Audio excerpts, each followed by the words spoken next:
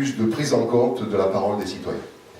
Et à travers donc le thème de ce soir, nous allons évidemment en parler tout à l'heure, en accueillant au travers d'une liaison Skype avec un des deux réalisateurs du film, Alexandre Lombroso, que nous aurons, et également quelqu'un du cru, puisqu'il est très proche de nous, il habite à Calian, et je lui demande de venir me rejoindre ici, c'est-à-dire Eric... J'ai un trou. Bourlier. C'est toi qui vas parler. Ouais, on en a plusieurs. Bonsoir, ouais, on m'a demandé de participer, donc comme c'est un truc débat citoyen et que j'aime bien débattre et que j'imaginais qu'il y aurait des citoyens, j'ai dit ben, pourquoi pas.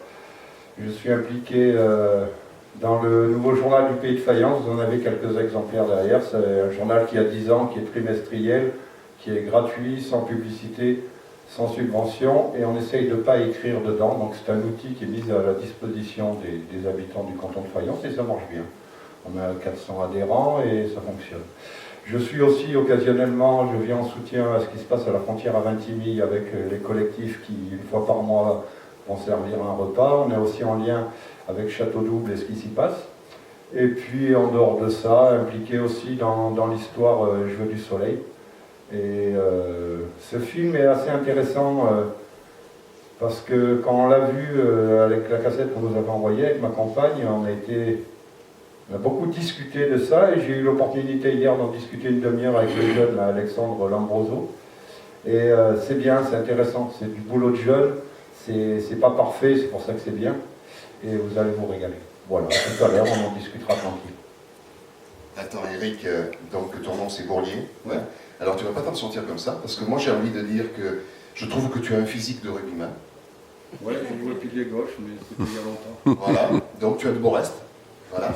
Et puis, écoute, et puis après ta carrière de sportif, donc de rugbyman, tu t'es lancé dans de la culture bio, notamment de basilic. Il y a eu tout un... Non, je ne sais pas. Oui, je suis, alors normalement encore 2 jours ouvrier agricole et associé sur l'exploitation, on fait du pistou, du basilic depuis des années. Ça, c'est notre fierté parce qu'on l'a transmis.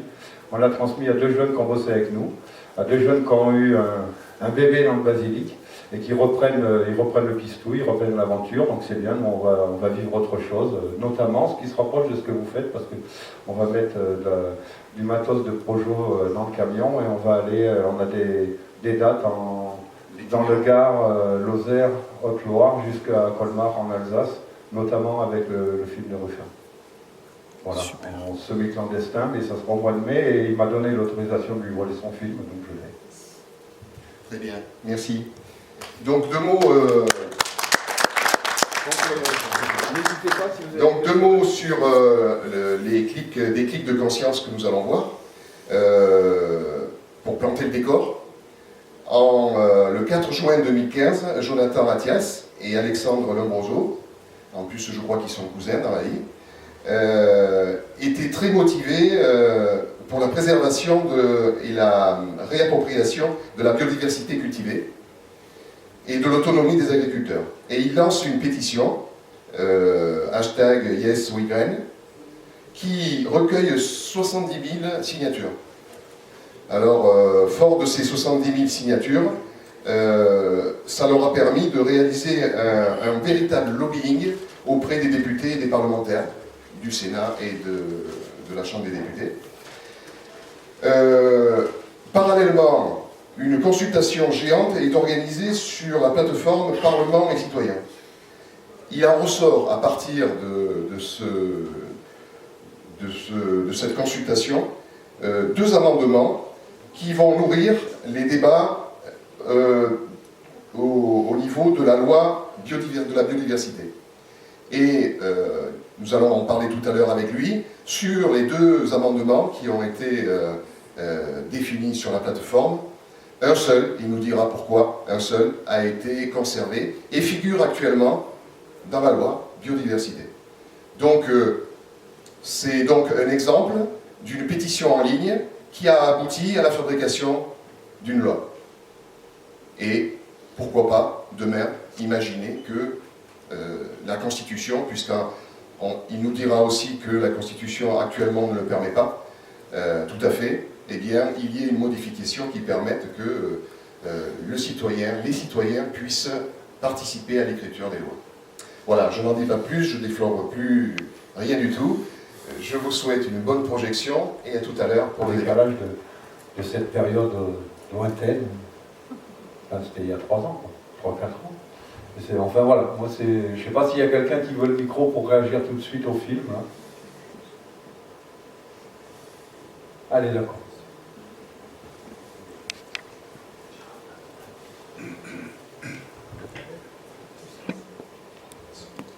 Bonsoir. Moi, il y a un truc qui m'a frappé, c'est-à-dire que à la fois, ça peut être pris dans 2 sens un petit peu opposés.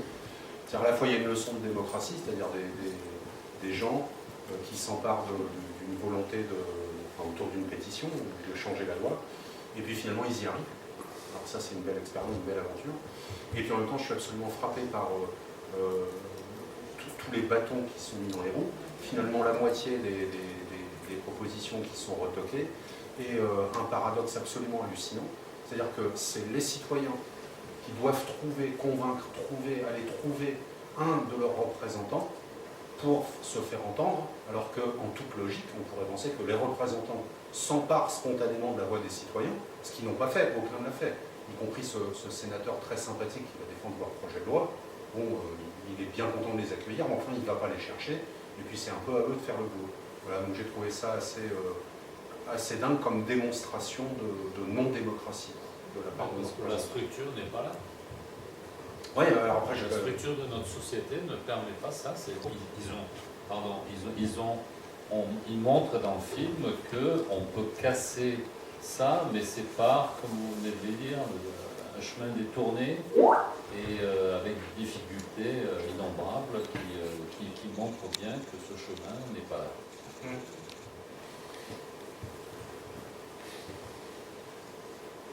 Non, vas-y, non. Non, moi, quand je fais le lien avec, notamment tout à l'heure, tu as parlé du mouvement des Gilets jaunes, je veux dire, on peut largement imaginer que les millions et les millions de clics qui ont été accumulés sur des pétitions diverses et variées, quand on voit le chemin que c'est, en plus, quant à la réussite, on en parlera peut-être avec Alexandre, le co-réalisateur, mais bon, c'est échange entre des agriculteurs, mais c'est de l'échange, c'est pas de la vente. Donc, je veux dire, le domaine ne remet pas en cause l'influence des grands vendeurs de graines et de l'agroagriculture intensive.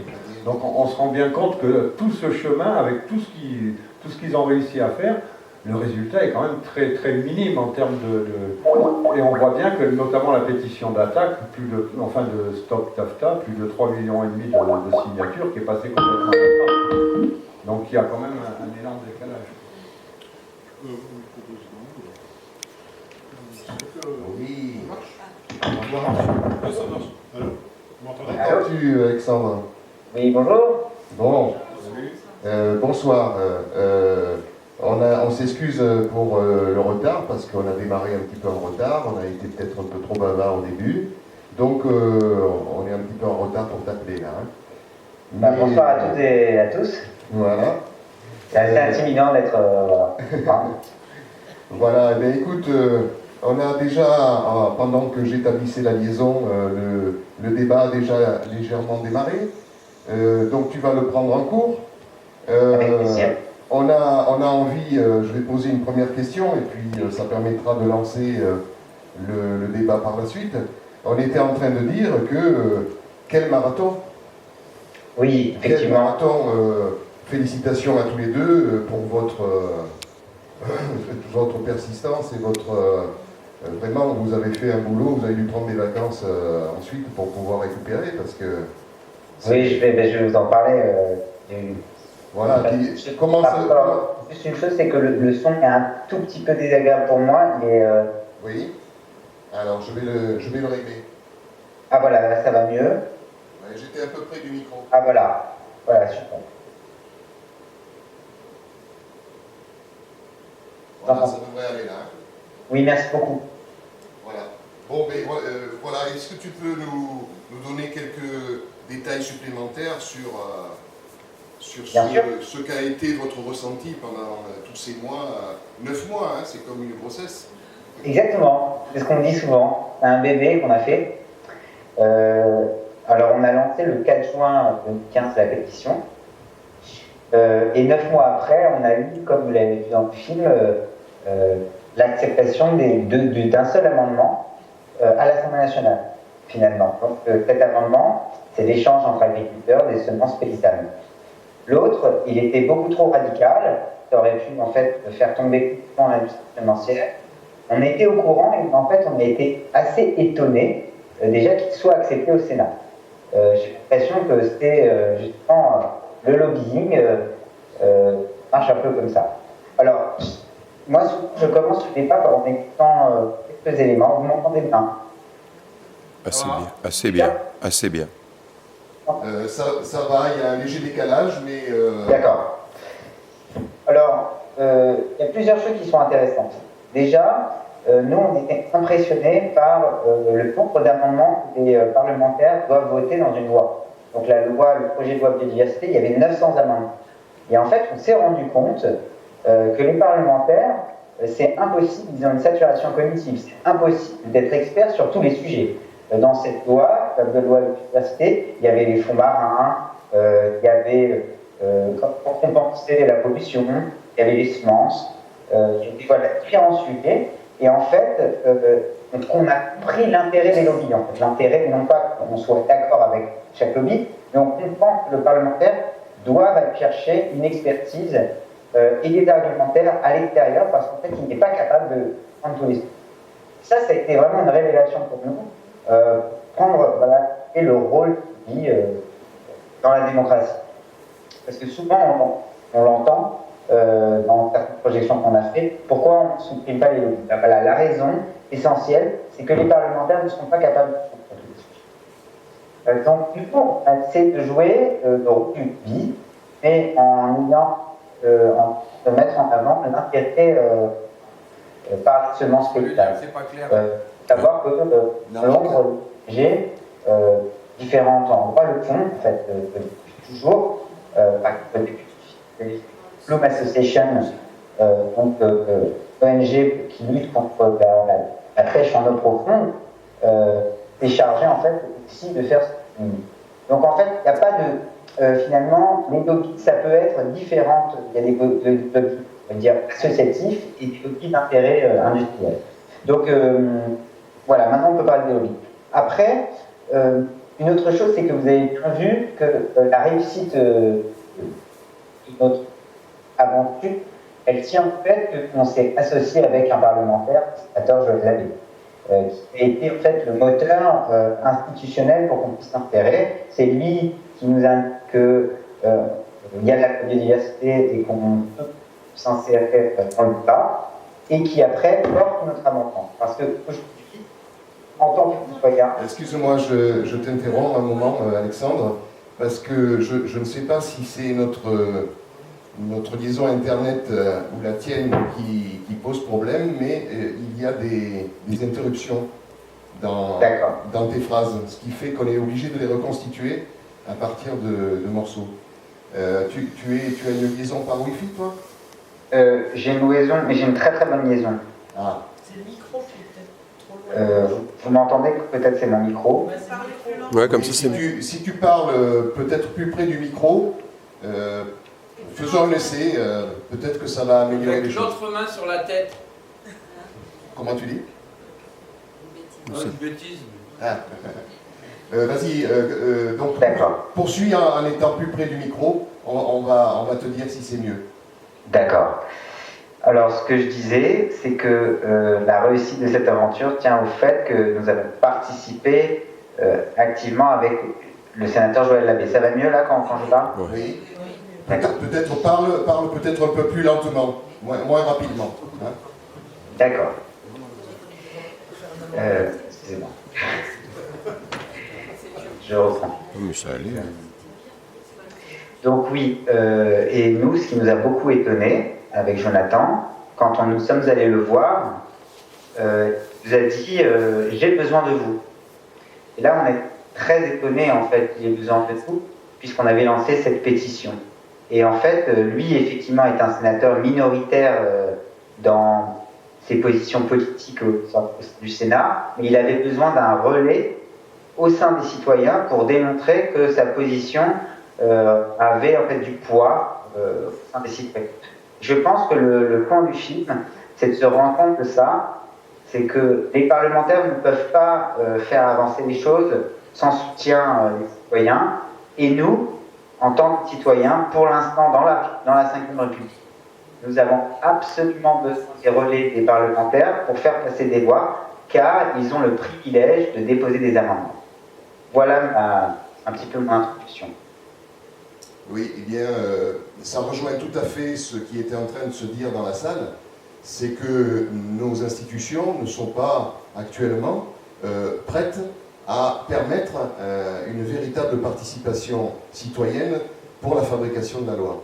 Et il y a un déséquilibre énorme entre le poids des lobbies industriels et des multinationales qu'utilisent, hélas, trop de parlementaires et de sénateurs au détriment du poids que pourrait être celui des citoyens.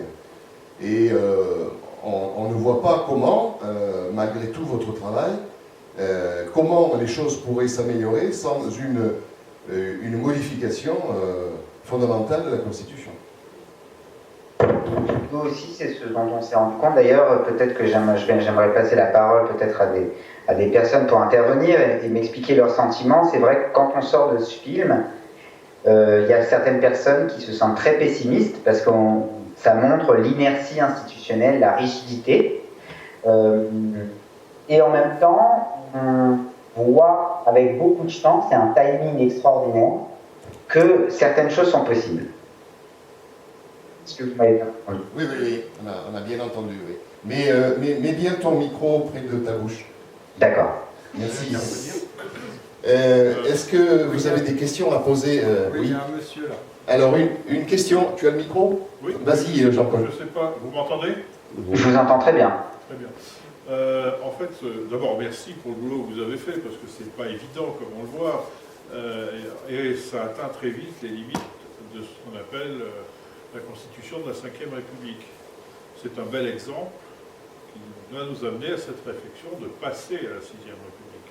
Parce que ce n'est pas dans le cadre de la Cinquième qu'on pourra apporter des modifications qui viendront, on va dire, en opposition au lobbying financier, quelle que soit la nature du sujet du lobbying, mais par l'omniprésence des citoyens, que ce soit par des interventions massives comme celles que vous avez mises en place, et en tout cas que ces citoyens puissent être en constante relation avec leurs élus. Et ça, effectivement, dans la Cinquième, ça ne peut pas être le cas. Enfin, c'est une très belle démonstration, en fait, que vous faites même. Et en même temps, vous aboutissez. C'est-à-dire qu'on peut penser que les choses sont possibles, mais extrêmement limitées. Donc, pour moi, c'est un bel exemple de réflexion sur lesquelles on doit se porter sur la question du passage à cette Sixième République avec tout ce qui se décline autour. Ce n'est pas le sujet de ce soir, donc je n'y viendrai pas. Hein. Voilà. Merci en tout cas pour votre boulot. Merci. Alors, ce qu'on pourrait dire même avec, je ne sais pas si vous l'avez bien entendu, au début du film, nous parlons en fait de l'existence du référendum initiative partagée en France, qui existe dans la Constitution depuis 2015. Enfin, depuis 2008, il a été complètement intégré en 2015. Et en fait, on montre que ce dispositif, il est inopérable aujourd'hui. Et d'ailleurs, il est un des plus difficiles à atteindre dans tous les pays du monde. En fait, il faut 1/5 des parlementaires, 10% de l'électorat pour mettre en place un référendum. Donc en fait, on démontre bien qu'en France, c'est vrai que la Ve République, alors qu'elle devait se mettre à jour avec la Constitution européenne, reste il y a un vrai décalage entre les parlementaires, en tout cas, que ceux qui détiennent le pouvoir, et les citoyens qui se font représenter. Donc la question c'est, est-ce que on va vers plus on ouvre la représentativité, ça peut toucher. Ce débat est ouvert. Il y a des personnes qui pensent carrément à la démocratie directe. Je crois qu'elle est difficile à atteindre toute une nation. Ça me paraît difficile. D'ailleurs, je vous lance le sujet. Que vous pensez qu'une démocratie directe serait préférable? En tout cas, j'ai quelques idées des limites, en tout cas, à ce passage-là. Alors, je laisse peut-être la salle intervenir évidemment pour que ça soit un peu dynamique. Oui, Alexandre, tu m'entends? Oui, bon. Oui, bravo pour ce film. Il était un peu prémonitoire, j'ai l'impression, par rapport au débat qu'il y a en France sur le RIC et sur des référendums d'initiative citoyenne. Mais ce que je voulais te dire pour ce film, j'ai l'impression, et tu me donnes ton avis si c'est vrai, si c'est qu'une impression, mais ça se passe relativement bien au Sénat, avec l'appui du sénateur. Ensuite, quand ça arrive au Parlement, là, on a l'impression qu'il y a des lobbies qui bloquent derrière en commission, face à ça bloque de partout. Et on nous dit après que l'Europe chapeaute un peu toutes les lois nationales, etc. Et on nous dit aussi que les lobbies sont super puissants à Bruxelles et que c'est là qu'ils bloquent tout. Qu'est-ce que toi tu en penses de ceci? Alors, vous avez vu peut-être qu'on a parlé à l'avocate de Cocopelli pendant le film, qui est une lobbyiste en fait, et qui est en train d'obtenir d'ailleurs en Europe la vente des semences paysannes à partir de 2021, donc les semences hors catalogue. Et ça, normalement, ça va se faire.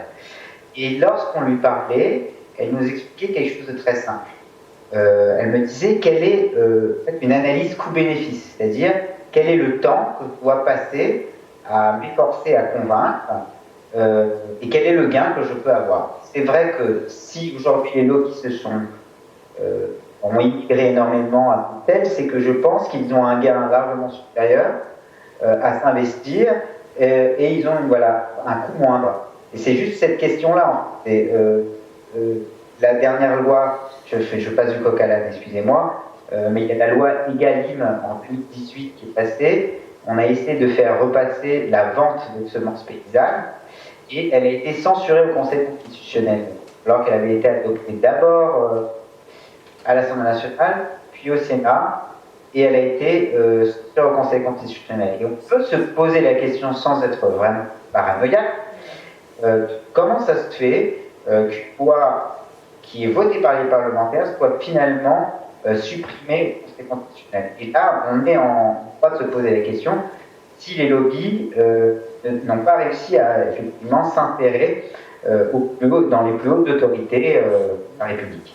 Et là, c'est un problème. Parce que moi, c'est ce que j'essayais d'expliquer avec un peu de malice au début, c'est-à-dire qu'on ne peut pas interdire les lobbies, c'est impossible. C'est parce que en fait, ça voudrait dire qu'on pense que le parlementaire est capable d'avoir une expertise absolument gigantesque. C'est impossible. Il a besoin de relais et d'argumentaires qui viennent de ce qu'on appelle le lobby, donc l'intérêt. Mais aujourd'hui, il est nécessaire, par contre, d'avoir transparence en fait de ça.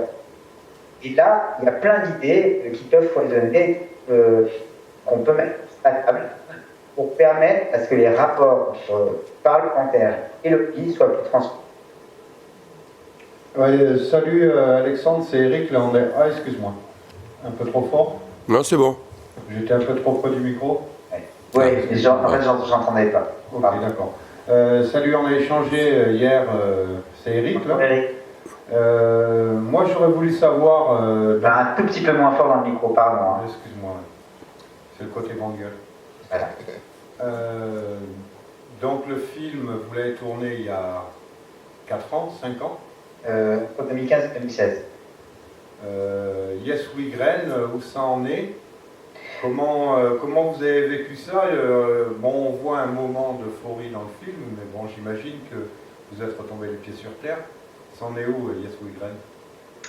On a arrêté cette pétition, elle était vraiment... en fait, vous l'avez bien vu, ce film, c'est aussi une critique des pétitions. Parce que nous, quand on a lancé la pétition, on était assez méfiants, en fait, du slacktivisme, comme ça s'appelle, c'est-à-dire le fait tout simplement de cliquer et de ne pas s'engager réellement dans un combat constructif. Finalement, moi j'ai un poncif après cette histoire, c'est-à-dire qu'une pétition Ça ne sert pas à grand-chose, mais on s'en est bien servi.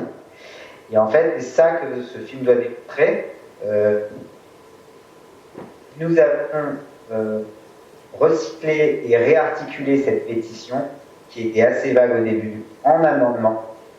Et en allant auprès des parlementaires, en démontrant que nous avons un soutien populaire. Et là, la pétition a vraiment une valeur. Parce qu'effectivement, les élus du peuple répondent favorablement à ce type de rapport. Aujourd'hui, cette pétition n'existe plus. Enfin, je vais toujours la consulter dans mes œuvres.com, mais ne l'utilise. Par contre, c'est ce que je vous ai expliqué, l'avocate qui est dans le film, Coco Pitti, dont c'est le métier en fait, le piste et une experte, elle travaille tous les jours à essayer d'améliorer la loi pour non seulement les ventes, les semences paysannes puissent être vendues par différents opérateurs, en fait un peu ouvrir le marché à des opérateurs qui ne sont pas les grands industriels et les grands semenciers, et aussi d'améliorer, par exemple, dans le label bio, le fait de pouvoir recourir à ces semences, alors qu'aujourd'hui, l'agriculture bio, grande majorité sont des hybrides F1.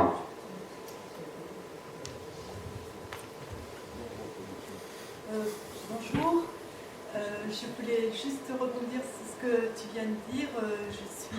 J'ai été agricultrice, enfin, je suis encore un peu, et on est en agriculture biologique depuis maintenant 15 ans, et on a toujours fait nos graines pour pas mal de légumes, les tomates, les courges et tout ça, et on était avec EcoCert qui venait chaque année, et on n'a jamais eu de problème pour produire nos semences.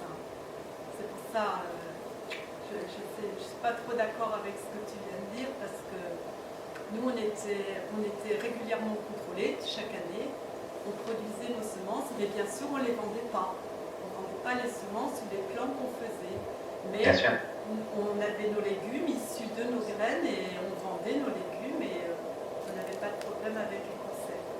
Donc, moi, ce qui me fait un tout petit peu de souci là-dedans, c'est que peut-être que j'ai pas trop vu d'agriculteurs dans le film, ça m'a un petit peu... Mais c'était pas le but c'était la démarche citoyenne, de voir comment s'étaient constitués ces amendements. Mais ça fait très agricole, amendement, pardon. Oui, tout à fait. On fait souvent le rapport, oui, voilà. C'est exactement le même mot. C'est enrichir quelque chose. Voilà, c'est exactement le même mot. Mais peut-être qu'il aurait fallu plus de témoignages d'agriculteurs pour expliquer ce qu'eux, ils faisaient effectivement, qu'est-ce qui était possible de faire avec ces graines, et voilà.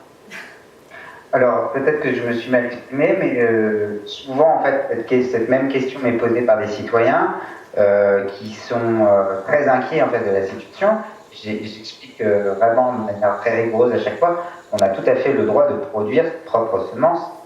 Ça, on l'a toujours dit. Par contre, la question, c'est la vente, en fait. Aujourd'hui, cette vente, effectivement, elle est très encadrée.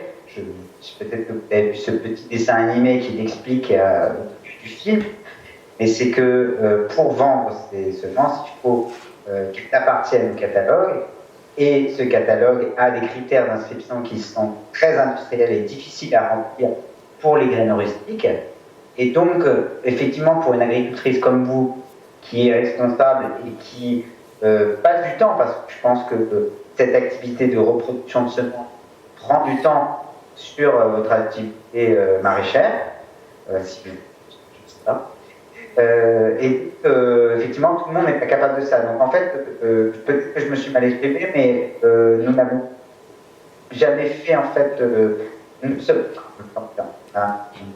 n'a jamais semé le doute, d'ailleurs c'est le terme là-dessus. Et même si au sein des citoyens, il y avait parfois le doute et la confusion, et donc je vous remercie pour votre intervention. Et si nous n'avons pas réussi à intégrer des agriculteurs, c'est qu'au début, c'était à travers les jardiniers amateurs. Nous sommes rentrés dans cette mission. Et si vous désirez, peut-être que je peux en discuter, c'est vrai que l'idéologie de Cocopelli, c'est-à-dire qui est une association de reproduction par rapport à semences paysannes, n'est pas la même. D'où c'est une des choses qui était très difficile, c'est-à-dire de se rendre compte que même sur cette question, on n'arrivait pas à rassembler en fait des opérateurs qui normalement ont le même but. Nous, effectivement, nous sommes des citadins, c'est un peu caricatural, et en fait, on voulait rassembler tout le monde. Et on s'est rendu compte, effectivement, peut-être que si vous ne les voyez pas, les représentants agricoles, c'est que nous n'arrivions pas, en fait, à nous associer avec eux. C'est une grande déception, parce que nous avons essayé, en fait, de nous associer avec le réseau Semences Paysannes pour faire le lobbying. Mais, et je les comprends, on était un peu considérés comme des arrivistes ou des opportunistes, c'est-à-dire des jeunes citadins qui utilisent des nouveaux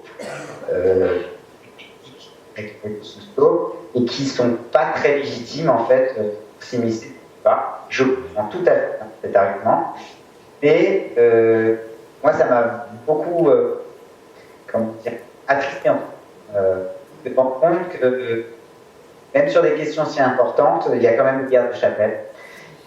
C'est mon petit, c'est ma petite pique, voilà, afin de différentes. Vous m'entendez? Oui, je vous entends. Oui, moi je voulais revenir sur l'histoire de lobbyistes parce que je pense comme vous que c'est inévitable. Par contre, il y a quand même des attachés parlementaires.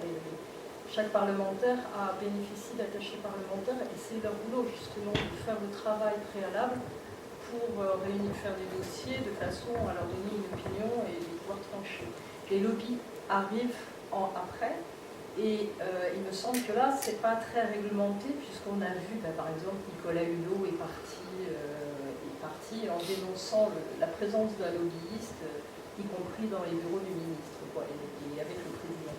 Donc il y a peut-être quand même quelque chose là à revoir, peut-être dans le cadre d'une 6e République, mais effectivement dans la réglementation qui permet aux lobbyistes l'accès assez direct et non réglementé aux parlementaires. Et peut-être que les attachés parlementaires pourraient jouer là un rôle de tampon en fait entre les parlementaires et les lobbyistes. Je pense qu'il y a quelque chose à faire.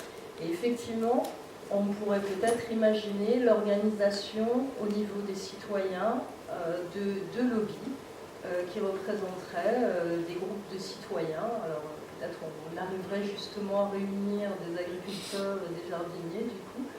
Et peut-être qu'il y a quelque chose là à développer pour faire contrepoids justement à ces lobbies industriels. Alors, merci de m'amener à ce sujet, parce que c'est peut-être le sujet le plus important, c'est un peu l'avenir. Donc le lobby citoyen, en tout cas, Jonathan et Aurélien, donc l'attaché parlementaire Joël Labbé, ont monté une association qui s'appelle CLIC, Citoyens d'intérêt, Citoyens lobby d'intérêt commun. Donc l'idée, c'est essayer de créer un lobby citoyen, donc pour l'intérêt commun. Alors moi, j'ai 2 remarques à faire là-dessus. La première chose, c'est vous parler de tampon, effet de tampon. Je suis assez d'accord dans l'idée, mais j'ai peur que, en fait, quels sont les critères qui vont nous amener à refuser groupe et en accepter un autre? On risque de rentrer dans quelque chose de très difficile à définir. Par contre, mettre en place des règles de transparence, c'est-à-dire demander à chaque fois qu'un parlementaire reçoit un lobby, expliquer quand est-ce qu'il a reçu, dans quel cadre, quelle loi, et peut-être quel argumentaire a été échangé, ça je pense que ça, en tout cas c'est tout à fait possible. Je crois même qu'en Europe, c'est obligatoire en fait au Parlement.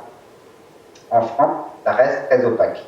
Donc, en fait, vous comprenez, moi je comprends ce que vous expliquez par l'effet tampon, mais je me pose la question de la difficulté de définir quel lobby on accepte et quel lobby on accepte. Ce ne serait pas forcément accepter ou refuser, mais ce serait faire en sorte que l'attaché parlementaire fasse une forme de résumé de la position des uns et des autres et présente tout ça. Ça permettrait justement de laisser intervenir tout le monde, y compris des lobbies citoyens, quoi qu'il arrive. Et moi je suis d'accord avec ça, et en fait, d'ailleurs, moi j'aime pas trop l'opacité dans un sens. En fait, je préfère laisser, par exemple, les lobbies industriels avec des intérêts privés très importants continuer à intervenir, mais au moins qu'on puisse révéler en fait leur position, leur argumentaire et leur procédé. Moi, je trouve ça plus enrichissant de connaître leur position que finalement de les exclure de la démocratie, en tout cas les jeux démocratiques. C'est mon idée personnelle. Oui, non, je suis d'accord et je pense que de toute façon ce serait impossible de les exclure étant donné le rôle qu'ils jouent dans l'économie. Mais effectivement, avoir une transparence, c'est peut-être mettre chacun, enfin les rendre tous égaux en quelque sorte, c'est-à-dire obliger un parlementaire à tenir compte aussi des autres lobbies.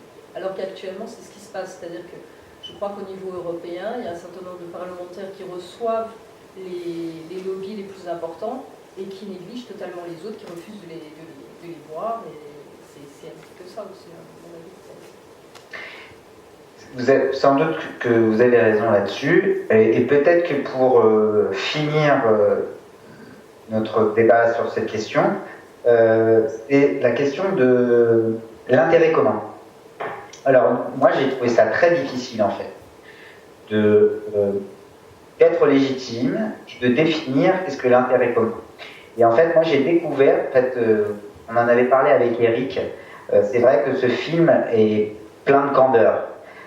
Nous, si on a eu cette posture candide et naïve, c'était vraiment pour nous protéger et en fait aussi aller chercher le plus d'informations possible. C'est en fait être, comment dire, de ne pas, en tout cas, permettre d'ouvrir toutes les portes. Et moi, j'ai trouvé ça très compliqué en fait. Et j'ai compris, ça c'est un des messages les plus principal pour moi, que pourquoi l'intérêt privé en fait est un des moteurs de la démocratie, c'est parce que c'est les groupes qui ont le plus d'intérêt et qui vont mettre le plus de ressources en fait à intervenir dans ces textes de loi. Et ça, je crois que c'est un vrai problème. Je ne vois pas du tout comment on peut y remédier, parce que expliquer qu'on donnerait de manière égalitaire la parole à chacun, ça c'est une très bonne idée, mais pour vous, non, et moi c'est peut-être un peu cynique ce que je dis, mais c'est vrai qu'un intérêt privé a un intérêt et donc il y a une hauteur pour contribuer à une loi, tandis que un lobby ou une organisation qui représente l'intérêt commun, ça j'ai du mal à l'imaginer. Parce que notamment, en fait, quand elle vit, quelle est la structure, quel est l'intérêt de cette survie et de son organisation. Nous, si vous avez fait un film, c'était sur un taille très court, un moment très court. Comme vous l'avez dit, est-ce qu'on a pris des vacances ou pas? On était très fatigués, on n'a pas gagné d'argent avec notre action. Comment reproduire et répliquer cette chose dans le temps, ça c'est une grande question. Le lobby citoyen devra y répondre et je n'ai pas la réponse. Alors d'où peut-être l'intérêt d'avoir une assemblée vraiment citoyenne et peut-être le RIC, effectivement. On revient à ces idées-là. On revient à l'organisation de la démocratie et savoir si nous sommes prêts en fait à avoir confiance en nos représentants. C'est vraiment ça la question. Est-ce qu'on vire vers une démocratie directe? Et donc, c'est-à-dire qu'on n'a pas confiance en fait, cette représentativité, en expliquant qu'il y a différents intérêts qui s'y dans ce débat. ou est-ce qu'on a confiance en nos représentants? Et à ce moment-là, c'est eux qui tranchent, comme c'était en fait l'idéologie de notre démocratie représentative en fait. C'est eux qui doivent représenter l'intérêt général, ne parlons pas. Parce qu'ils arrivent à trancher devant tous les argumentaires des intérêts privés, qu'est-ce qui représenterait l'intérêt général. Et ça, effectivement, bon, vous avez bien vu, on chacun décidé là-dessus, est-ce que c'est en défaillance certainement actuellement, et il faut peut-être une transition démocratique. Oui, bonsoir. Bonsoir. Je souhaitais revenir, vous l'avez évoqué au tout début. Est-ce que vous pouvez parler un tout petit peu plus loin? Oui, comme ça va? Oui, merci. Voilà. Votre film, effectivement, il porte deux messages, enfin on peut l'interpréter de deux façons. On peut y voir un message d'espoir, puisque vous êtes emparé d'une pétition, vous avez su la transformer en un amendement dans la loi française, c'est vraiment super. D'un autre côté, il y a la bouteille à moitié vide, qui est de dire que finalement, vous l'avez dit même dans le film, l'amendement le plus révolutionnaire, entre guillemets, a lui été retoqué, et a été retoqué, et est susceptible d'être retoqué jusqu'au plus haut niveau, puisque vous complétez, on voit que vous, ça a été le barrage à l'Assemblée nationale, mais éventuellement le Conseil constitutionnel peut faire barrage. On se dit que les choses vraiment importantes, on n'arrivera jamais à les faire passer comme ça. Quelles que soient par ailleurs les améliorations du système, bon, un lobby citoyen qui ne serait qu'un lobby parmi d'autres, qui n'aurait peut-être pas les armes, les moyens, la motivation des lobbies industriels, vous venez de le souligner. Donc ça paraît difficile d'améliorer le système au point de pouvoir faire passer des choses importantes. Mais voilà, on tourne autour de ça depuis tout à l'heure. Vous qui êtes allé là-dedans, votre sentiment là-dessus, il y a moyen d'améliorer, il y a moyen, par les moyens que vous avez employés, de toucher à des choses vraiment importantes. Vous avez le sentiment que non, il y a vraiment un système à changer? Alors, je pense que de toute manière, il y a un système à changer.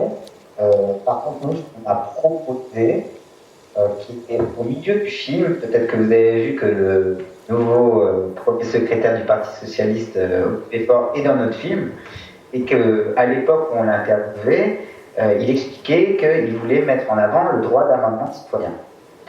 Et nous, on trouve que c'est une idée extra, vraiment très très bien.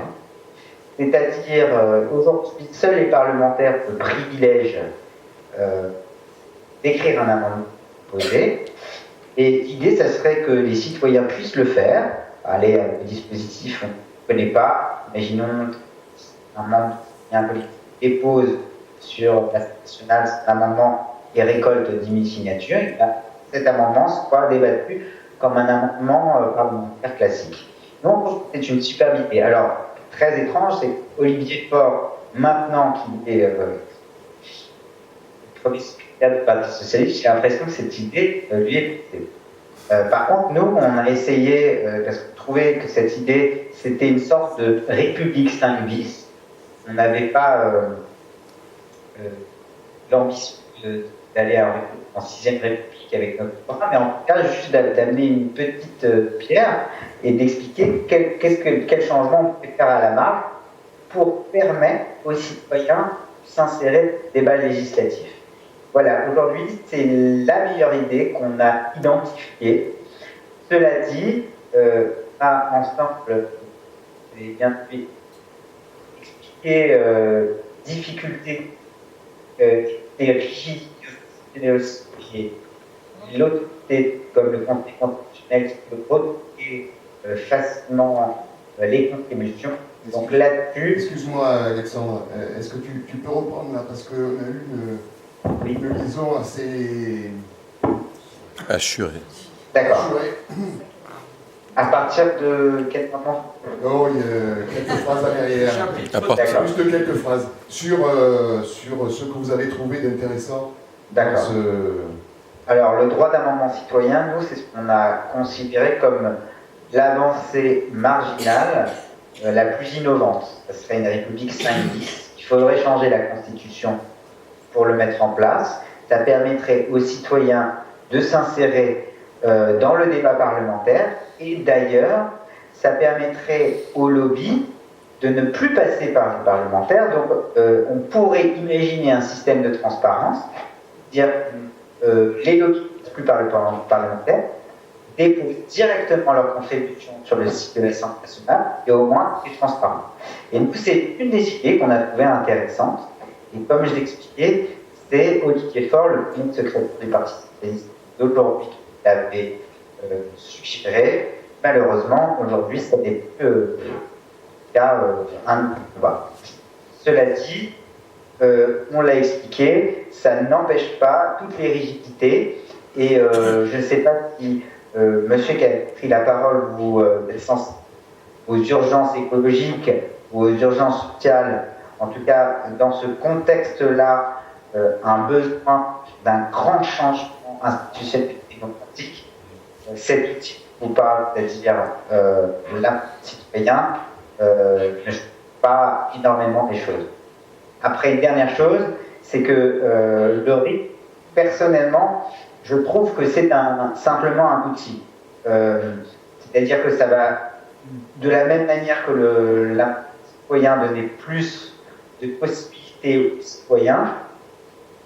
Cela dit, je n'ai pas l'impression que ça puisse enfin, ce n'est pas le miracle en fait, que ce n'est pas la solution miraculeuse, comme semble le dire depuis quelque temps. Ça, c'est mon avis personnel. J'ai toujours été un petit peu malgré ce référendum d'initiative citoyenne comme réponse en fait miraculeuse aux défaillances démocratiques que nous avons. Pour moi, c'est un outil qui peut être tout à fait bon pour donner plus de pouvoir aux citoyens, mais ça reste un outil. Bonsoir. Bonsoir. Ça va, je ne suis pas trop près. Non, ça va, merci. Eh bien, merci pour votre film déjà. Et tout à l'heure, il a été évoqué qu'on allait sortir de cette salle déprimée. Moi, pas du tout. Je vais être au contraire bien content d'avoir vu cette initiative. Et je crois que bon, on en manque de choses comme ça. Je voulais juste rebondir un peu sur ce qui a été dit concernant les lobbies industriels. De toute façon, pour moi, il n'y a pas d'autre alternative qu'un changement de constitution parce qu'on est géré par le fric, toute la société est gérée par le fric et le gouvernement est là, toujours avec son joker de la réalité économique. Et tant qu'on ne sortira pas de cette logique, on sera au pied du mur avec le climat, on le voit avec le Roundup, ça piétine et on n'avancera pas. Donc oui, c'est vrai que dans le cadre de toutes les urgences qu'on est en train de vivre, on a l'impression que notre démocratie est trop lente.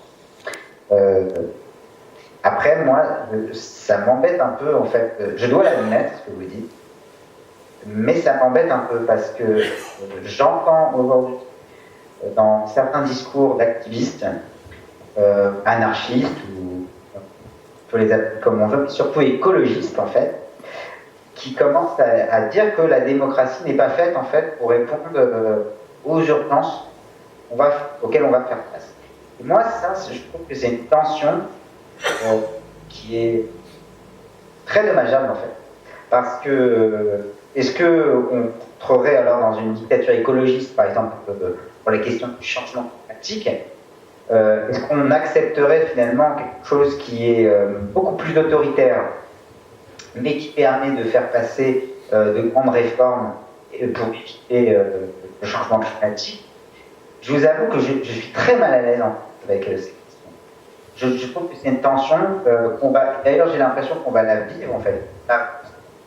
Plus le changement climatique devient réel, et bien plus le fait de cette tension entre démocratie et écologie va faire bien. Moi, ce que je reconnais avec les Gilets jaunes, c'est bizarre, mais on a enfin montré qu'il y avait quand même une tension entre écologie et sociale. C'est quelque chose, quand on est jugé, on le sait depuis toujours.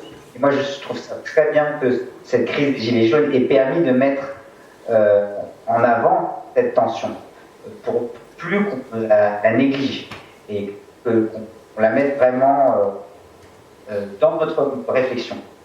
Mais il faut réfléchir aussi avec cette question de démocratie. Est-ce qu'on veut en fait préserver notre système démocratique, ou est-ce que cette urgence de l'écologie, par exemple, va nous amener à accepter, je ne sais pas, certaines organisations démocratiques qui seraient autoritaires? On est peut-être en train de changer de débat là, mais je vais très rapidement, je suis géologue et donc je connais très bien ces questions de climat, surtout pour ce qui est du passé. Il est déjà trop tard, donc voilà, c'est peut-être ça qui va rendre les gens déprimés en sortant de cette salle. Pour revenir aux températures d'avant la révolution industrielle, on va passer... il faudrait que pendant plus de 1000 ans, on arrête de brûler les hydrocarbures fossiles. Donc voilà, ça c'est dit. Maintenant, je pense qu'on n'arrivera jamais à faire passer, sauf dans une vraie dictature pure et dure, de mesures importantes pour le climat, sans accompagnement social. C'est absolument débile. Donc il faut changer de système. Je suis d'accord avec vous, mais je dois admettre que ça me met profondément mal à l'aise. J'espère que vous me comprenez. Je n'ai ni de réponse, je ne sais absolument pas. Et j'ai peut-être ce côté un petit peu démocrate à me dire qu'il est quand même important que lorsqu'on va faire cette transition, cette grande transition, on puisse préserver en fait la démocratie. Et peut-être qu'on doit l'améliorer. Ça m'embêterait en fait qu'on passe dans quelque chose de plus autoritaire pour réussir en fait à lutter contre. En fait. Je trouve que ça serait dommageable en fait même pour l'humanité. Mais bon, ça va après, vous voyez, ça commence à devenir personnel ce que je vous dis et ça n'a pas grand intérêt. Je suis un petit peu étonnée que vous mentionniez des écologistes qui voudraient passer à une dictature, parce que moi j'ai plutôt le sentiment actuellement qu'au contraire il y a énormément, aussi bien du côté des gilets jaunes d'ailleurs que du côté des jeunes qui manifestent pour l'environnement, d'une demande de démocratie, de plus de démocratie. Et je pense qu'avec Internet, justement, les gens ont accès maintenant, je pense qu'Internet a changé beaucoup plus les choses qu'on ne peut l'imaginer, et que les gens ont accès maintenant à beaucoup d'informations. Ils ne sont pas obligés de passer par les médias qui appartiennent à des multinationales, à des milliardaires ou sont contrôlés par l'État, et que du coup, il y a vraiment une grande demande d'écoute. Et je pense qu'on va complètement dans le sens inverse, et s'il doit y avoir un changement de constitution, à mon sens, ce sera forcément vers plus de démocratie. Il y a vraiment une demande pour que les citoyens se fassent entendre et se parlent. Et je pense que les gilets jaunes, quel que soit l'aboutissement là dans les prochains mois de ce qui s'est passé, ils ont déjà gagné, parce qu'ils ont gagné le dialogue, parce qu'ils ont donné envie aux gens de parler et de s'écouter. Donc je pense vraiment que là, vous n'avez aucune crainte à avoir. Bon, personnellement, c'est mon avis. Mais je pense que ça va dans l'autre sens, que je pense que la démocratie est plutôt en marche. Et je ne pense pas qu'on soit dans un système très démocratique. Je pense qu'on est dans une oligarchie et que c'est ça qui est en train de changer. Vraiment. Mais on a un point de vue. J'utilise profondément ce que vous dites. Et je dois avouer que je ressens tout un peu une tension en ces sujets, social, écologique, démocratie. On a l'impression qu'on ne peut pas faire l'un sans l'autre. Et c'est peut-être ça qu'on est actuellement. Je vous le dis, hein, moi, j'ai peut-être ce côté naïf de pouvoir plus de démocratie, c'est-à-dire de pouvoir réussir cette transition, cette grande transition. On entend rien. On n'a plus de micro. Pardon, excuse-moi. Alors peut-être une dernière chose que je voulais dire, puisque parler de l'information sur Internet, j'aimerais vous dire quelque chose. C'est vrai que par rapport au bien commun, j'ai une analogie vraiment bien. Alexandre, on t'entend très mal là. Alors, je m'entends mieux comme ça. Ouais. Mets-le très près de ta bouche là, ou à moins que ça vienne de notre liaison qui est pas très bonne. Est-ce que vous m'entendez bien là? Oui, un peu mieux, oui. Oui, vas-y. Alors, il y a une dernière analogie que j'aimerais partager avec vous. On vient de parler de la connaissance, qui est effectivement au bout du doigt aujourd'hui, on peut dire que la connaissance est un bien commun de l'humanité. Cela dit, son accès est un service. C'est-à-dire, par exemple, Wikipédia, moi j'adore Wikipédia, grâce à Wikipédia, je fais plein de choses, c'est mon encyclopédie personnelle. Enfin, je vais faire un petit sondage. Qui a déjà donné 1 € pour Wikipédia? Moi. Moi. Et plus qu'un euro. Il y a 5. Vous êtes une meilleure salle que j'ai d'habitude. D'habitude, je vois des salles, ça dépend, mais 70 personnes, j'ai que 1 ou 2 bras qui se lèvent. Ça dépend, mais une salle particulièrement active et en tout cas responsable par rapport à ces choses-là. Et c'est vrai que moi je remarque, c'est-à-dire chez les citoyens, un enthousiasme par rapport à toutes ces questions. Je parle des activistes écologistes pour le bien commun. Et en fait, la difficulté en fait de maintenir le service pour l'accès au bien. C'est-à-dire qu'il faut que chacun contribue. Et c'est bien ça la difficulté.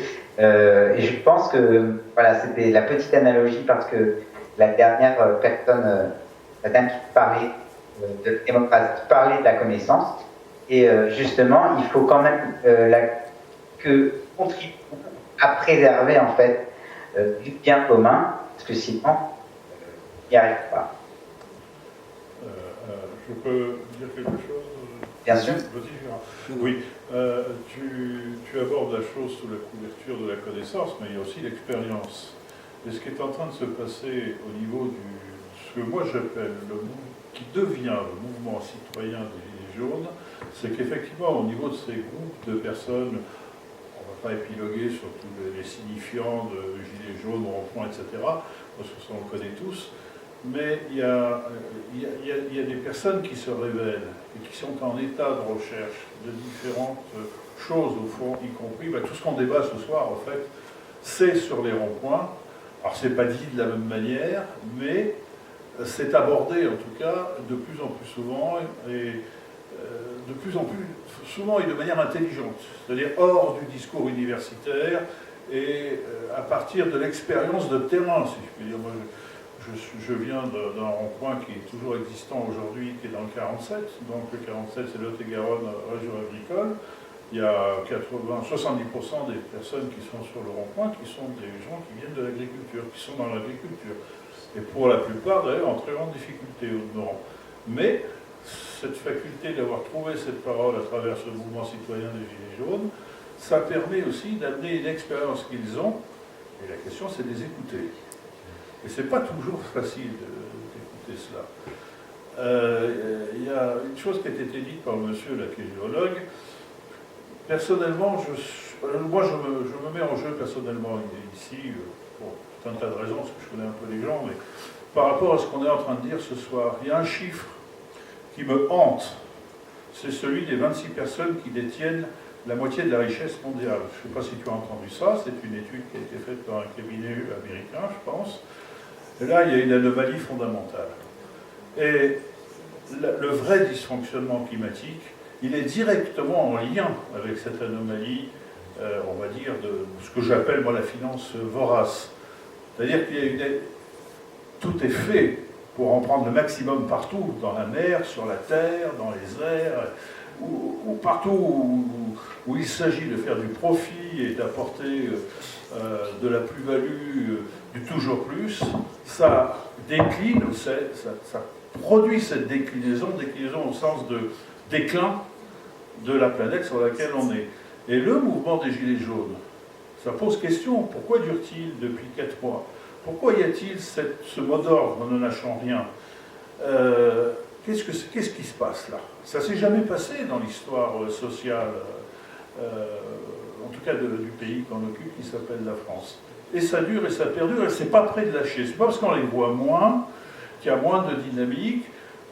La profondeur est en train de s'établir, et dans le sens du travail qu'on a fait ensemble ce soir. C'est-à-dire qu'il y a toutes les questions qui ont été posées ce soir, elles sont abordées, pas évidemment avec les mêmes mots, etc., mais sur le fond, on en arrive à ce qu'on est en train d'échanger. C'est-à-dire comment est-ce qu'on va faire pour ne plus rester dans cette situation de folie où, au fond, si on continue, et je rejoins le monsieur géologue parce que je connais les chiffres qu'il a cités, on va directement à notre perte. Je ne sais pas comment et pourquoi, mais comment ça va se faire, peu importe, on s'en fout. La question, c'est qu'il y a tellement de signes qui nous disent cela que ce mouvement, en fait, de manière totalement inconsciente, il est en train de défendre quelque chose de cet ordre de notre survie. Voilà ce que je voulais te partager avec toi. Cette idée de... Alors, le grand mot, c'est le gros mot, mais c'est-à-dire, on doit se passer des corps intermédiaires. Parce que nous, finalement, en utilisant ces pétitions, nous étions des petits gilets jaunes, en fait, à notre niveau. C'est-à-dire, cette idée qu'il y a certains sujets qui ne sont pas bien mis sur la table, et que nous allions occuper le terrain médiatique afin de convaincre, c'était venu au cours du film, mais afin de convaincre les parlementaires et les décideurs de changer la loi. Et en fait, on s'est rendu compte en fait de tous les traducteurs, de tous les représentants, c'est-à-dire, je vous parlais de la dernière fois de réseau Semences Paysannes, mais il y a Cocopédie, c'est-à-dire qu'on voyait tous ces traducteurs. Et peut-être qu'on a... Alors, je ne sais pas hein, si mon analogie est bonne avec la gilet jaune, mais c'est qu'on en a un peu ras-le-bol, en fait, de cette inertie, en fait, et de tous ces représentants, ces intermédiaires, qui bloquent un petit peu l'expression directe de certaines idées. Par contre, maintenant que j'ai vu un petit peu, que le temps a passé, et que finalement, je me dis que occuper le terrain médiatique, ça ne suffit pas. C'est-à-dire occuper le terrain symbolique, je dirais même. Ça ne suffit pas. Et en fait, construire une politique, c'est très très compliqué. Et c'est peut-être du con, mais j'ai l'impression qu'on a besoin de traducteurs. Et c'est là où j'ai le plus inquiet, c'est-à-dire, je ne crois pas en fait à l'expression directe au sens pour construire une politique. J'ai l'impression que ça reste au niveau symbolique, très caricatural, et que en fait, quand le débat en fait devient assez violent lorsqu'on reste à ce niveau-là, j'ai l'impression qu'en France, on adore la polémique, les choses verbales. Dans les médias, c'est un peu notre sport national. On mange presque d'opposition. On a un grand pays d'idées, donc on adore ça. Mais en même temps, je me pose la question, est-ce qu'on va pouvoir remettre en place des traducteurs, c'est-à-dire peut-être des gens qui font tant, des intermédiaires, qui permettent en fait à ce que les citoyens puissent avoir confiance en ceux qui sont présents. Moi, ça c'est une grande question aujourd'hui, et j'ai l'impression que c'est une des choses sur lesquelles il faudrait quand même travailler après voilà, la crise des Gilets jaunes qui a apporté beaucoup de choses, hein. C'est-à-dire le coût du débat, le fait de casser en fait certains stéréotypes et d'amener sur la table des sujets. C'est très important. Et maintenant, on va reconstruire nos intermédiaires qui nous ressemblent. Intermédiaires dans lesquels on a confiance. Moi, j'ai l'impression qu'il y avait des intermédiaires avant. Il y avait les maires, il y avait les gens qui représentaient localement les citoyens. Mais là, j'ai l'impression que les citoyens ils sont plutôt confrontés à des urgences écologiques, à des urgences sociales, et que le temps administratif, on l'a bien vu dans ton film, c'est très long. Pour un résultat, des fois on a l'impression que c'est peanuts, après il y a des rebondissements, etc. Et là, il y a une urgence. Nous, on parle déjà d'effondrement, de collapsologie, de choses comme ça. Ici, on est dans le sud de la France. Nous, on a une source qui nous alimente en eau, plus la côte. Si cette source se tarit, on n'a plus d'eau. Et là, la démocratie, tu vois, elle va exploser, comme en Syrie, quand il n'y a plus d'eau. Voilà. Et là, ça peut arriver très vite, parce qu'il peut y avoir voilà, des manques au niveau alimentaire, au niveau d'eau. Donc là, c'est pas la peine peut-être de construire une démocratie pour l'instant, parce que ce qui va arriver, les gens vont se battre pour des denrées ou pour de l'eau. Et alors, je dirais que l'administration, enfin, le système politique, ne répond pas à cette urgence, ne prépare pas tout ça.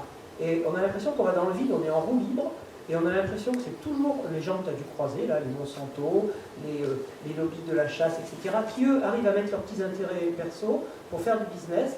Et c'est ces lobbyistes qui continuent, dans cet ancien monde, à perpétuer cet ancien monde, et on ne voit pas le bout du tunnel pour un début de commencement, de changement vers sauvons notre vie, quoi. Pas la planète, mais sauvons l'espèce humaine. Je crois que l'année dernière, 2018, c'est là où, même s'il y a eu la COP 21, COP machin, tout ça, c'est là où il y a eu le plus de dégagement de CO2 en 2018 de toute l'histoire. C'est-à-dire qu'il n'y a même pas un ralentissement, tu vois. Et donc on se dit, attends, il faut rien. On vote pour eux, il faut rien. Là, Macron, ça fait 2 ans qu'il est là, c'est allé très très vite, il a tout changé, il reste encore 3 ans. Et c'est la panique totale. Ni au niveau écologique, ni au niveau social, il y a de changements. Ne serait-ce que mineurs. Alors, c'est pour ça que les gens, effectivement, ils vont peut-être s'énerver, continuer à s'énerver, parce qu'il n'y a personne en face. J'ai l'impression que c'est un mur. Mais nous, c'est vrai que vous avez vu que c'est Jonathan qui est quand même beaucoup plus à l'image que moi, parce que c'est quand même lui qui a porté ce film dans un sens où c'est plutôt cette personnalité à lui qui est à l'image. Et c'est vrai que Jonathan avait ce constat. Moi, si je l'ai filmé avec beaucoup d'amour, avec beaucoup de générosité et de plaisir, c'est parce que je trouvais qu'il le représentait, qu'il représentait un peu l'air du temps. C'est-à-dire, ce qu'on est en train d'évoquer, cette sensation d'urgence, cette sensation de je suis en colère, sa colère en fait. C'est sa colère, alors on voit un peu de candeur dans la manière dont c'est fait, mais c'était quand même de la colère. Et je comprends tout à fait ce que vous dites, c'est-à-dire on a l'impression de ne pas être écouté. Et ça rend fou, en fait.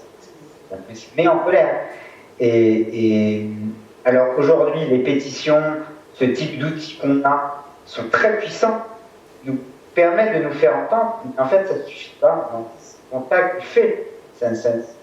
C'est terrible à dire, hein, mais j'ai l'impression que c'est vraiment la question de quoi construire. Et c'est vrai que dans ces idées très extrêmes de l'absologie, d'effondrement en fait,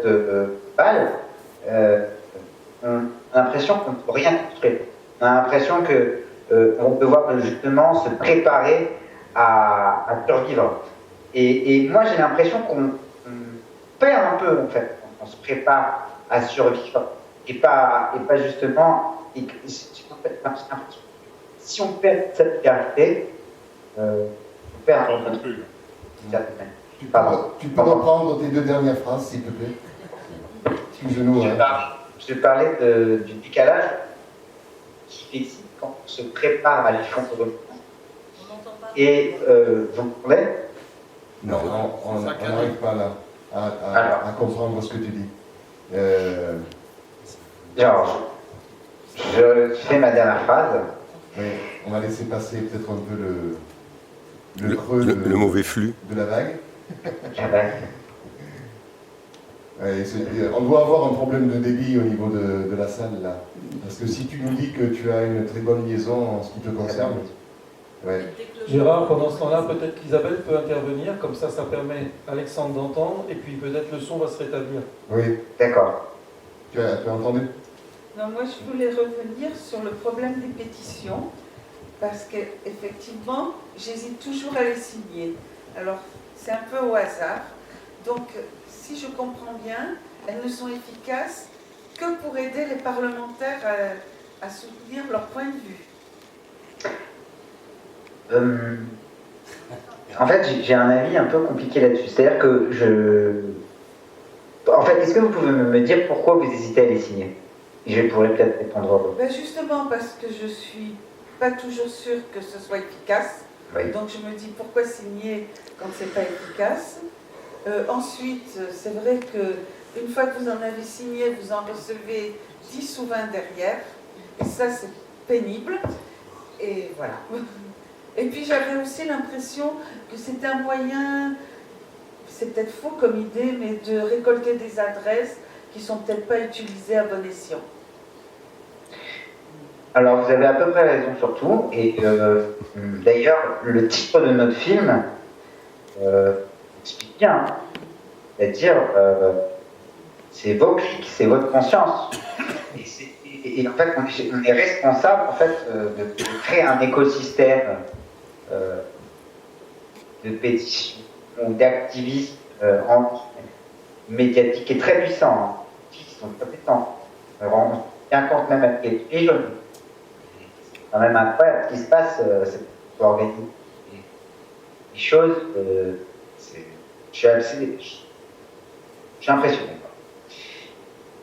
Et vous avez raison, c'est en votre conscience que vous décidez si cela est utile ou pas. Lorsque je dis que c'est tellement utile parlementaire, c'est peut-être un peu exagéré. Moi, je pense que c'est surtout pour se goûter, pour s'organiser, discuter sur des grands forums, sur des grandes agora. Après, il ne faut pas non plus être naïf et se dire que on est d'un outil d'intelligence collective, nous, on l'a bien vu. C'est très compliqué de discuter de la société publique. Est-ce que c'est vraiment constructif? J'ai pas l'impression, mais on est en phase d'apprentissage. Et après, pour la dernière chose, pour la récolte des données, moi, j'ai l'impression que la politique, d'une certaine manière, son avis, on a envie de le rendre public. Alors oui, je pense qu'il y a une manière de récolter des données, il y a un business derrière. Moi, je ne trouve pas ça si malsain. Je trouve que j'ai pas un avis très négatif là-dessus. Et après, pour ceux, par contre, qui disent je n'apprécie pas révéler et mon avis, en fait, là je ne comprends plus très bien, parce que en constitution, finalement, c'est mon avis type qu'on a révélé au public. Voilà, j'espère que je suis un peu aiguillé, mais c'est en votre conscience, décidez, quand vous le sentez ou pas, cette pétition sera valable ou pas. Par exemple, il y a une information bien plombée la soirée. Il paraît que dans l'océan, 99% du plastique n'est pas recyclable. Voilà, il y a plein d'initiatives de bateaux qui partent récolter le plastique en mer. Et tout ce qu'on a envie d'éviter, pas contre ça. On ne comprend pas. Bonjour. Mets le thé très près de ta bouche. Alors, vous m'entendez? Oui. Quand on sait qu'il n'y a que 1 seul % du plastique en mer qui est recyclable, on voit aujourd'hui plein d'initiatives de soutien ou financiers par des clics pour aller laver les océans. Bon, est-ce que aider ces initiatives, est-ce que ça sert à quelque chose? Je ne sais pas. C'est dans votre conscience que vous décidez ou pas. Sachant que si c'est une question d'efficacité, je trouve ça très compliqué de répondre de manière claire. Mais ce que j'ai retenu de votre film, c'est d'interpeller les ministres, parce que lors d'un précédent débat sur la régie de l'eau, on a un maire qui nous a dit « Nous, en tant qu'élus, on n'a rien obtenu, donc maintenant c'est aux citoyens d'interpeller Donc je pense que ça a du poids. Ce que je ferai. Faut savoir que les politiques, les soutiens des citoyens, c'est ce qui les fait être populaire et être en place ou non. Donc c'est sûr que si on arrive à faire masse autour d'un sujet, de toute manière, le représentant du sujet, que ce soit un ministre, un représentant de collectivité par exemple, va devoir flancher en fait. C'est assez mécanique comme chose. Donc oui, une pétition, ça a le plus d'efficacité lorsque c'est correctement adressé Et notamment, je dois dire que les petites pétitions locales sont très importantes. Parce que là, on montre le combat national et planétaire est absolument négligé. Et petites pétitions locales correctement adressées sur un sujet voilà, d'intérêt général. Bonsoir, vous m'entendez? Bonsoir, je comprends. Moi, je voulais quand même rappeler que par rapport au mouvement des Gilets jaunes, au départ, il y a eu quand même, c'est parti d'une pétition en ligne qui était contre la loi contre la hausse du carburant. Donc il y a eu cette pétition en ligne qui a quand même fait dépasser plus de 1 million de personnes. Et ensuite, donc, qui a été mis en place par Priscilla Lutowski, je ne veux pas écorcher son nom, hein, qui au départ est une citoyenne, hein, qui n'est pas hors point, voilà, donc, qui a quand même fonctionné. Et ça a été vraiment au départ ce mouvement avec Éric Doué qui a mis en place après les manifestations sur samedi. Pour moi, ça a été vraiment un complément. C'est-à-dire que je n'avais pas forcément l'espoir que cette pétition à elle seule pouvait changer quelque chose.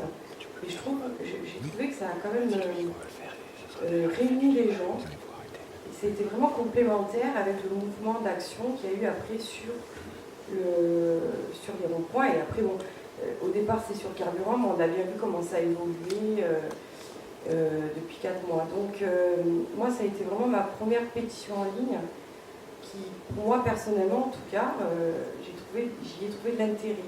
De l'intérêt pour partager ensemble contre quoi on était en colère.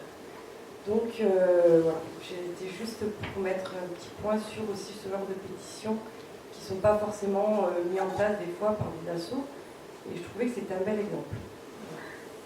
Mais je suis complètement d'accord.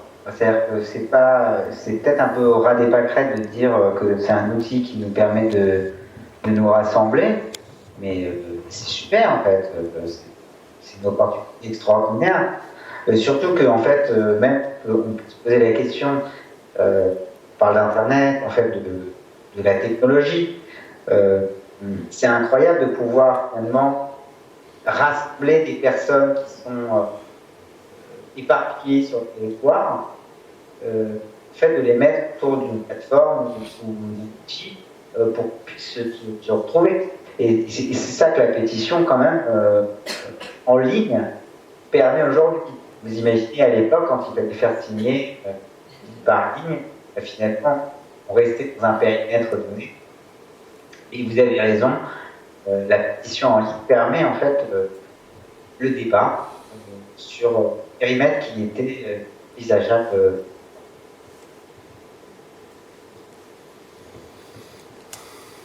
Moi, je voudrais intervenir. Oui. Justement sur un certain nombre de choses que vous avez dit. Un tout petit peu plus. Comme ça, c'est mieux. Oui. D'accord. Oui, bon, la Constitution de 58, elle intervient après un putsch avorté, mais un putsch, tentative de putsch. Donc, elle naît dans la Ve République, elle naît dans la douleur.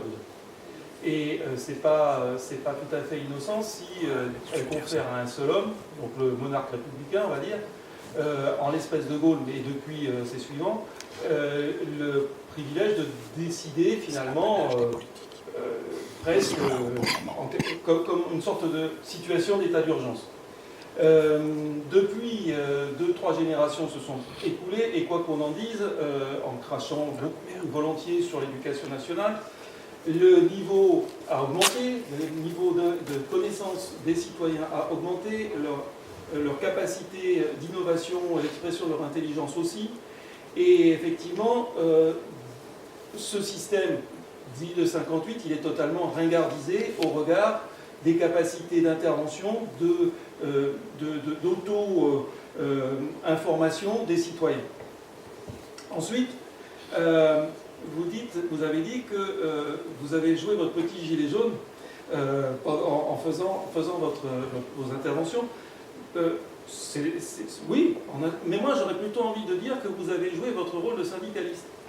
Parce que, et je tiens à le dire parce que comme vous l'avez dit aussi, on se plaint aujourd'hui de ne pas être écouté, c'est-à-dire c'est paradoxal, alors qu'on n'a jamais été aussi bien informé et aussi bien en capacité d'inventer, on ne nous écoute, on nous a peut-être rarement aussi peu écoutés. Justement, les corps intermédiaires, notamment les syndicats, les partis politiques, je pense particulièrement aux syndicats, depuis à peu près 15 ans, on les snob, en gros depuis Sarkozy notamment, hein, et puis Hollande n'a pas fait mieux, et puis l'actuel, n'en parlons pas. On n'en tient pas compte, on ne les écoute pas. Or, précisément, c'était des organisations, ce sont des organisations qui ont la capacité de faire ce que vous avez fait, c'est-à-dire d'interpeller des juristes, de rédiger des textes, juridiquement admissibles par des assemblées, ce que, et malgré toute ma sympathie, mon adhésion au mouvement des Gilets jaunes, moi je ne parle pas de crise des Gilets jaunes, je parle de mouvement des Gilets jaunes, ou de mouvement citoyen des Gilets jaunes, c'est une expression qui me convient parfaitement aussi. Donc cette dynamique actuelle, je pense, souffre de ne pas avoir cette capacité de rédaction d'amendements parlementairement admissibles. Et le mouvement actuel vérifie tous les jours que lui non plus on ne l'écoute pas. Donc ça veut dire quoi? Ça veut dire que les syndicats, les organisations intermédiaires, on ne les a pas écoutés, et aujourd'hui les citoyens qui de fait se sont défiés, se sont écartés, puisque entre guillemets ils ne servaient à rien, se rendent compte qu'eux non plus, et on ne les écoute pas. Donc ce que je peux espérer, c'est que toute cette intelligence collective que vous avez évoquée va permettre que corps intermédiaires, militants des corps intermédiaires et gilets jaunes, qui sont parfois les mêmes d'ailleurs, se regroupent afin de faire en sorte que les avantages des uns se nourrissent des avantages des autres, des qualités des uns se nourrissent des qualités des autres. Voilà. Et je ferai quand même juste une dernière remarque qui rebondit sur ce que vous venez de dire à peine, à savoir que, oui, c'est vrai, avant Internet, pour faire signer une pétition sur du papier, avec un papier et un crayon, outil ô combien archaïque, n'est-ce pas? Effectivement, pour qu'elle ait un peu de poids, il fallait qu'elle soit animée, lancée par une structure organisée. Et c'est, je pense, effectivement, ce que des partis politiques, des syndicats, de grandes associations avaient été les seuls à pouvoir faire, en gros. Aujourd'hui, par le système Internet, entre guillemets, je mets plein de guillemets, moi-même je suis syndiqué et encarté politiquement, donc comprenez bien la prudence que je vais employer, mais à la limite, aujourd'hui, on pourrait presque se passer de ces organisations. Bon, alors là, il y a tout un paradoxe, c'est-à-dire que l'outil technique permet de se passer d'une structure organisée pour exprimer son avis. En même temps, on a besoin d'une structure organisée pour être capable de faire ce que vous avez fait de manière régulière et quotidienne, c'est-à-dire interpeller des juristes pour traduire ces doléances en phrases juridiquement acceptables. Voilà.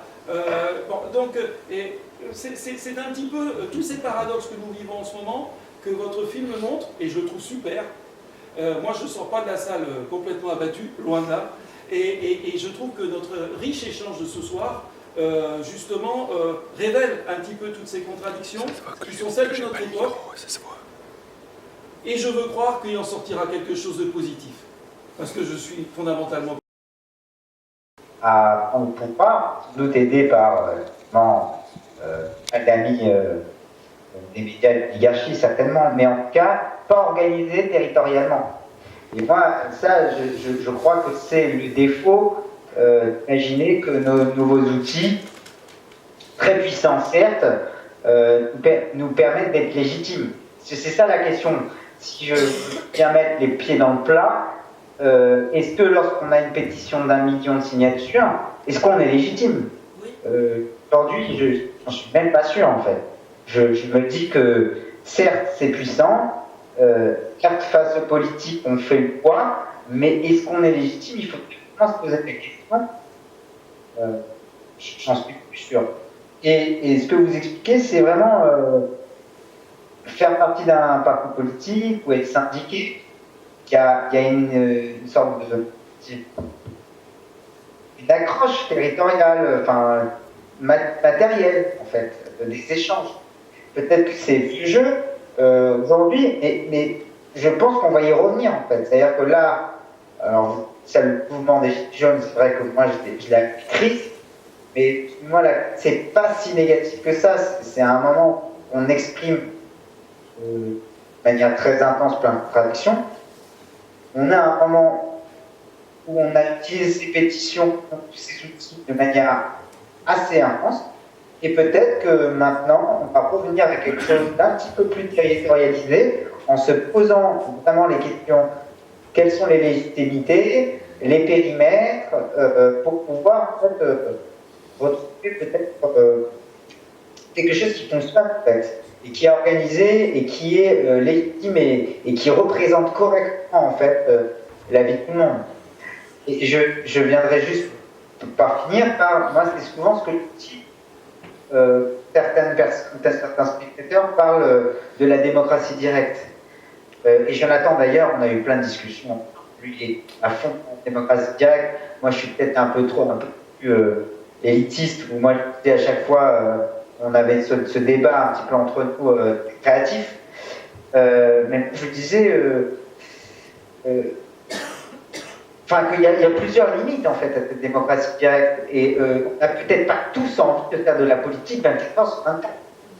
Et en fait, je reprends votre phrase à vous, c'est-à-dire ce que nous avons fait en lançant une pétition, allant convaincre les parlementaires, essayer de changer la loi dans certains intérêts, c'est ce que fait en fait, c'est ce que fait les syndicats, mais c'est ce que font les hommes politiques en fait. Et donc, c'est terrible, c'est un peu le serpent qui se mord la queue. C'est-à-dire qu'en n'ayant plus confiance en notre politique, on fait tous de la politique, on incarne tous des choses, mais on va se plier à la fin. Je pense qu'on a chacun des vies aussi personnelles, on ne peut pas faire ça 24 heures. Et pour moi, c'est simplement ça, en fait, la limite de la démocratie directe. Peut-être que tout le monde n'est pas disposé à vouloir faire la politique, et que parfois on a envie d'être représenté. Bien, ben, je pense que nous allons s'arrêter là. Hein. Nous allons te remercier grandement, Alexandre. Si je peux bien aller à micro. Oui. Merci vraiment de votre intérêt pour ce film. Essayez, si vous pouvez, d'en parler autour de vous, si vous êtes apprécié. Nous avons un site, c'est www.déclicdeconscience.fr, sur lequel le film est encore en VOD. Et vous savez, nous, les petits réalisateurs comme nous, ne vivons que grâce à bouche à oreille. Donc, si vous pouvez vous parler autour de vous, ça nous fera un grand bien. Je vous remercie vraiment d'avoir été nombreux et d'avoir permis un échange riche. Et merci à Bernard. Et je reprends la parole une seconde, je suis un spectateur, non pas pour relancer le débat, mais juste qu'on a beaucoup parlé du fond qui était l'important, mais sur la forme, et je pense que les autres s'associeront avec moi, c'est un film qui était super agréable à regarder parce que c'est fait de manière ludique, votre petit côté candide, comme tu le disais, est très sympathique, et c'est très bien construit, on ne s'ennuie pas un instant. Donc sur la forme aussi, bravo, et c'était aussi un instant de détente. Oui. Elle a une histoire en musique? Moi, on a beaucoup travaillé pour la musique. D'accord. Non, mais tout était bien. Encore merci, Alexandre. Sans